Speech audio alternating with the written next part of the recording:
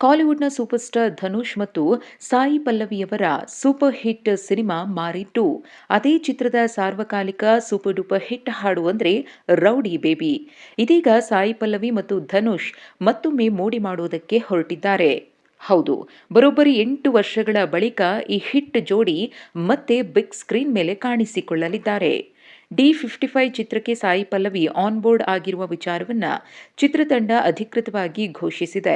ಮಾರಿ 2 ಬಳಿಕ ಡಿ55 ಚಿತ್ರಕ್ಕೆ ಸಾಯಿ ಪಲ್ಲವಿ ನಾಯಕಿ ಎಂಬ ವದಂತಿ ಈ ಹಿಂದೆಯೇ ಕೇಳಿಬಂದಿತ್ತು. ಆದರೆ ಚಿತ್ರಕ್ಕೆ ಶ್ರೀಲೀಲಾ ಕೂಡ ಆಯ್ಕೆಯಾಗಿದ್ದಾರೆ. ಹೀಗಾಗಿ ಶ್ರೀಲೀಲಾ ಅವರು ಸಾಯಿ ಪಲ್ಲವಿ ಜಾಗವನ್ನ ಆಕ್ರಮಿಸಿಕೊಂಡಿದ್ದಾರೆ ಅಂತಾನೆ ಹೇಳಲಾಗ್ತಿತ್ತು. ಈಗ ಚಿತ್ರತಂಡದಿಂದ ಸಿಕ್ಕಿರುವ ಮಾಹಿತಿಯ ಪ್ರಕಾರ ಡಿ55 ಚಿತ್ರಕ್ಕೆ ಶ್ರೀಲೀಲಾ ಮತ್ತು ಸಾಯಿ ಪಲ್ಲವಿ ಇಬ್ರೂ ಕೂಡ ನಾಯಕಿಯರು ಅನ್ನೋದು ಗೊತ್ತಾಗಿದೆ. ಈ ಮೂಲಕ ಭರ್ತಿ 8 ವರ್ಷಗಳ ಬಳಿಕ ಧನುಷ್ ಮತ್ತು ಸಾಯಿ ಪಲ್ಲವಿ ಜೋಡಿಯನ್ನ ಮತ್ತೆ ತೆರೆ ಮೇಲೆ ನೋಡೋದಕ್ಕೆ ಅವರ ಅಭಿಮಾನಿಗಳು ಉತ್ಸುಕರಾಗಿದ್ದಾರೆ. ಇನ್ನು ಈ ಸಿನಿಮಾಗೆ ಆಕ್ಷನ್ ಕಟ್ ಹೇಳಲಿದ್ದಾರೆ ರಾಜ್‌ಕುಮಾರ್ ಪೆರಿಯಸ್ವಾಮಿ. ಈ ಹಿಂದೆ ಅಮರನ್ ಸಿನಿಮಾಗೆ ಆಕ್ಷನ್ ಕಟ್ ಹೇಳಿದ್ರು.